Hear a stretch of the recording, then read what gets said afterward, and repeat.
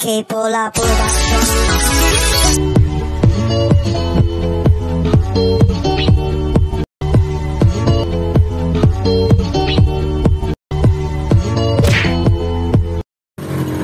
Okay, so ito na nga po, kami ay nagmumotor.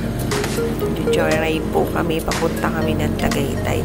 So, bali yung daan po na to ay galing dito sa Kasile. Kung alam nyo po yan, yan, paahon po dito sa Tagaytay. Medyo ilan lang po yung nakakaalam nito eh. Yan. Pero yung mga taga Laguna, for sure alam nila yun, lalo na yung mga taga Kabuyaw, yan. So, nagkakailan na rin naman nakakaalam dito, pero medyo madalang po yung dumadaan. Unlike doon sa main road, sa highway. Medyo matarik po talaga kasi yung lugar na to. Ayan. Pero masarap po dito magmotor, kaya pansinin nyo. Maaga pa po to, kaya yung fog, ayan, kitang-kita pa rin. Medyo malamig po yung panahon.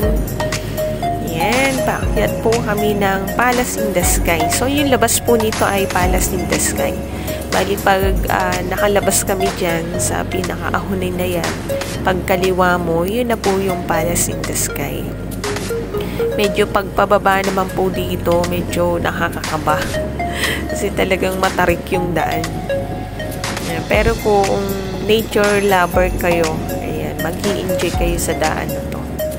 Ayan. So, malapit na po kami doon sa Palace in the Sky. So, rides lang po kami. Ayan. Para makalanghap din ng sariwang hangin. Kasi medyo malamig po talaga yung panahon. Ayan. Tingnan nyo yan, oh. Yun. Matatanaw nyo na yung